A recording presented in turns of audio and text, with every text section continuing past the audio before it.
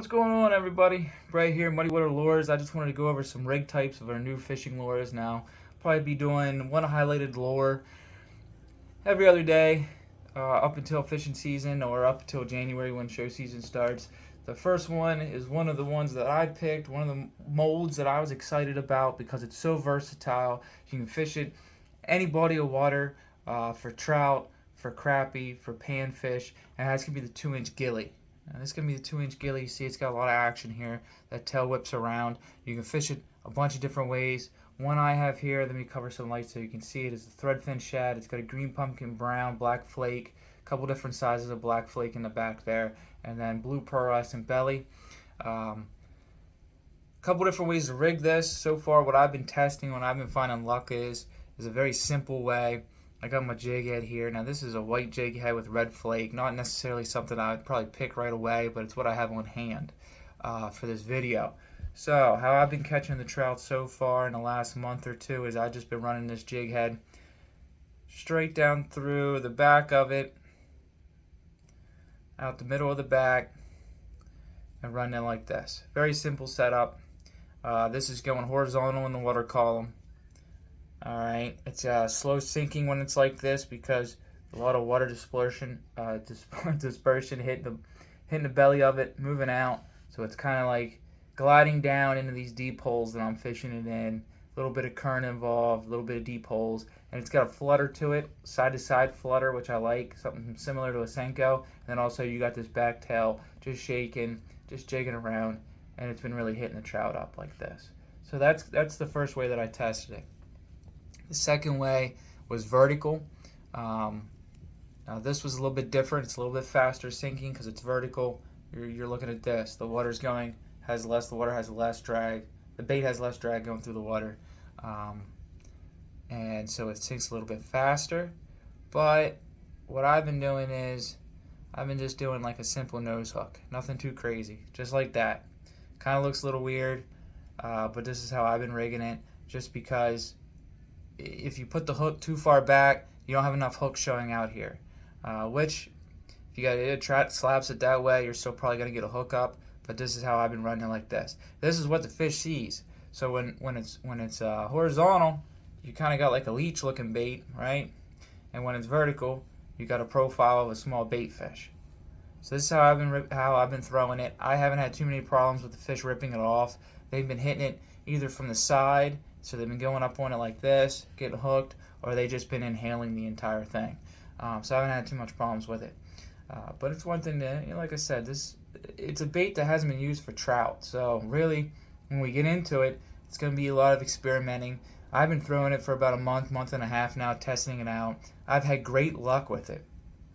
It's a big crappie bait, big time crappie bait. They're doing a lot of drop shotting with it. A lot of jig heading with it, stuff like that. But to me, I was like, you know what? 2-inch, this is going to look great in a creek. This is going to look great in a stock lake and a stock pond that you can fish with. And it's extremely versatile, and it's been driving them crazy. I've been having great success with it. So I'm excited to see what you guys do with it. Because, again, I'm getting back into trout fishing, obviously, because I got all these baits now. But a lot of you guys are going to be trout fishing a lot more than me, got a lot more experience than me. So I'm very, very, very curious on what you come up with on this one. And the reason I like this, too, is because with our sonar shads, you can drop shot them. Here's a sonar shad right here. You can drop shot them, you can jig head them, and they work great.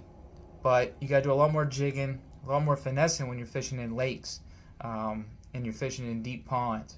Another thing to keep in mind too is micro hover rig. If you're out there in a kayak and you're out there in a john boat and you're fishing a stock lake, a stock pond, you put a micro hover rig in this thing, watch out. It's going to dominate. It'll absolutely dominate those stock trout in that lake because it's going to have the perfect presentation if you can get a hold of some micro hover rigs. That's one thing that I'm very excited to do this year as well on this profile. Now this one here you're not really going to be able to do it with. This is a little bit of a flatter bait. It's going to be more of a drop shot, jig head. When I get the larger sizes in, there'll be a couple different other styles you'll be able to fish with. But it's a gorgeous bait. Another one I want to show with the Gilley is a pretty simple technique. A lot of guys probably use this. At least I used it with trout worms when I was throwing trout worms. It's just a simple J hook, very simple J hook, right? Tied to your line. Put the rest of the way up through there, and coming out the back. So something similar to that. Something similar to that right there, right? J hook coming out the back, nothing crazy, and then line and split shot. A little long. Line and split shot, and then your gilly up here. So what you're gonna be able to do with this is split shot's gonna be bouncing around the bottom of the creek, little rocks, little stones, stuff like that. This is gonna be up here in the current, and you're gonna be able to bounce this split shot around in the creek to get this gilly popping and dragging. And what it is a little bit slower presentation.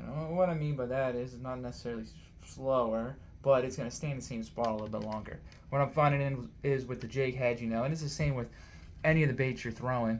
If you got the jig head, you're working the current. You're working something, unless you're using a heavy jig head, you're dragging it across the bottom, which I've done and with success, but I like swimming in current. But when you get a little bit lower water and you get a little bit faster water, if it gets higher, it gets faster. So depending on what that's going to look like whenever trout season comes, and you're throwing them jig heads, you might want to put something on that's going to hold it in place a little bit longer to just pester those fish a little bit longer in the holes and the spots where you can see them, and you want to just set it in front of their mouth pretty much, right? This setup's just going to be able to do it. This is going to be on the rocks. This is going to be sitting here in the current, moving around right in front of them, and then you just pop this around. So you can work a little bit. You can take more time in one spot than what you would with the jig head. So that's the two rigs that I'm working on so far with the gilly. And like I said, the gilly's a big drop shot bait as well. So I don't have a drop shot rigged. I fish mainly in creeks. That's not going to be too crazy for me. You guys that are fishing in stocked lakes, in stocked ponds, that's going to be something you're going to want to throw. You're going to want to have a drop shot on it for the gilly. You're going to jig head on it and just let it go down through the water column. Jig it, drop shot, and let it fall down through, and then just a little bit of shakes. When it fall down through, a little bit of shakes. I'd probably keep pole tip high. Drag up, and then let it sink a little bit, and then hold, jig a little bit, and then probably drag up, maybe a little reel, drag up, let it sink. Maybe jig a little bit, let it sink a little bit more, jig a little bit. You're going to be doing that the same with the jig heads, drop shots, nevertheless. Let it sink to the bottom if you know you got something where you're not fishing real deep, and you're going to be able to fish it that way.